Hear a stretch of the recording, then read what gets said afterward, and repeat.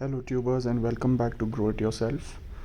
Spring is here and so will summer be soon. So this is the right time for you to replant or repot your mint Pudina plants to get the best yield during summer. During this process we'll not only give the Pudina plant more room to grow but also get rid of any weed in the process.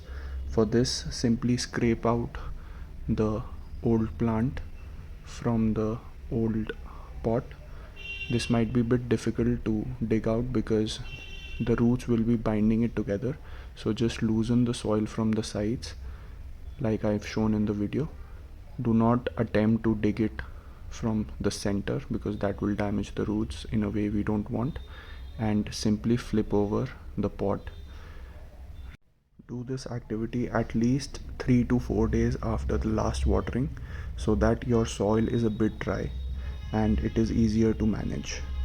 As you can see, this pot is completely root bound. The roots are holding the mud so tightly together that they are not able to grow anymore. So this time we will release the mud by shaking it. Do not worry, you will not damage the plant in this process. The thicker roots are primarily the ones that spread the plant. The finer roots are the ones that provide the mint with necessary nutrients to grow further.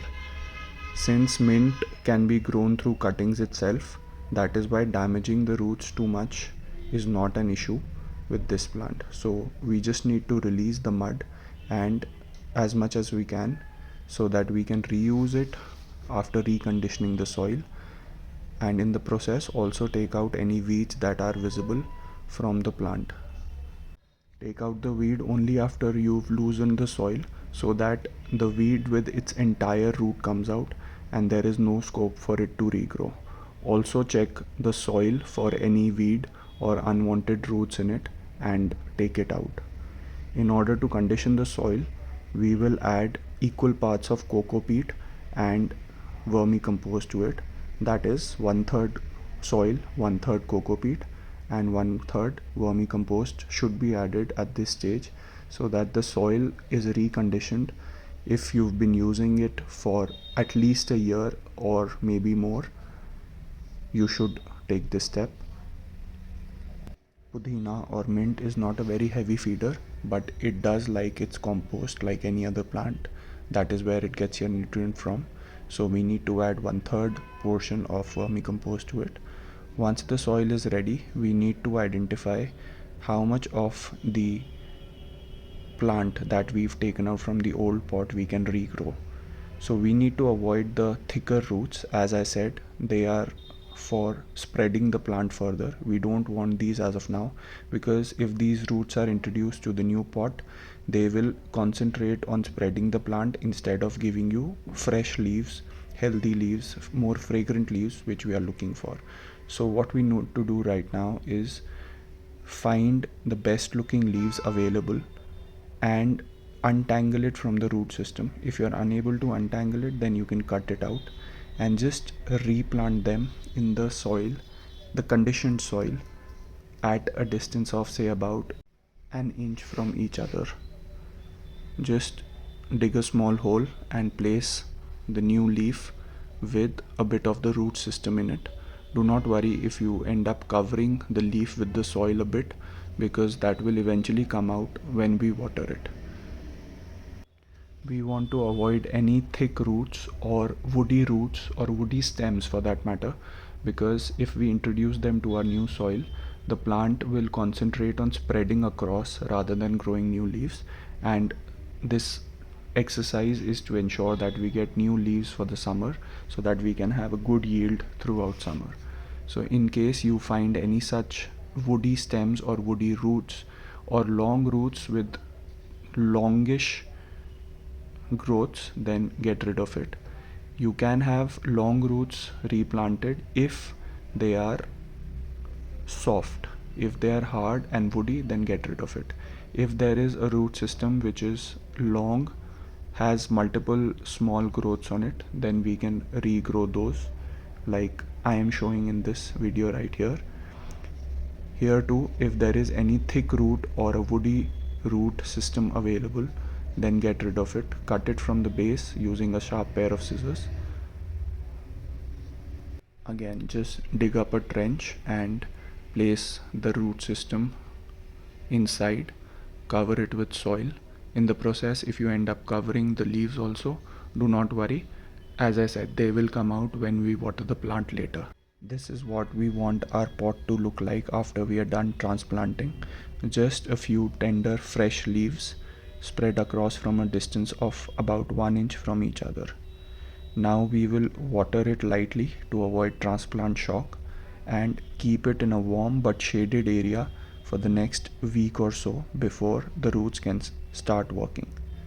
Another way to transplant your Pudina at this stage is simply transferring it to a bigger pot or a bigger container.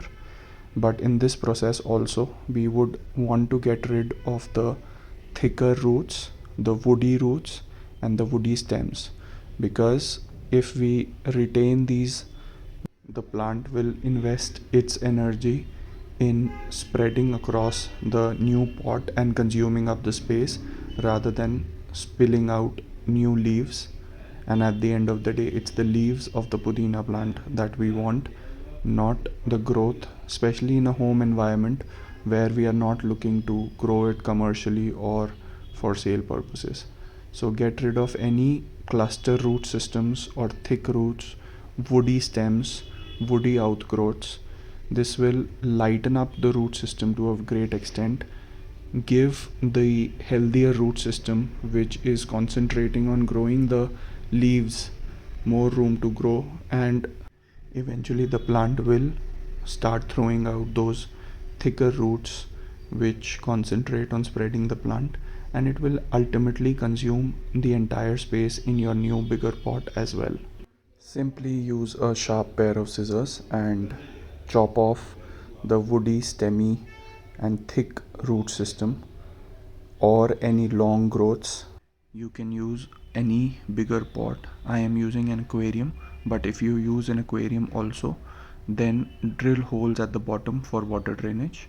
Fill it up with conditioned soil, 1/3 soil, 1/3 vermicompost and 1/3 coco peat, and simply place the entire root system, reduced root system where we've removed the thick roots and the woody roots, and place it within the soil.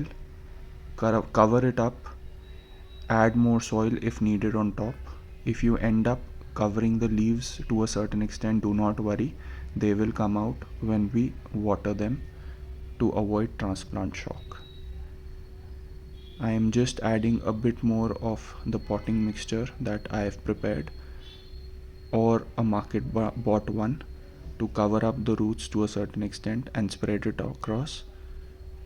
Now simply water your pot to avoid transplant shock, and you should start seeing results within a week or two with new leaves. I will also update this video with the progress, so please subscribe to my channel for regular updates.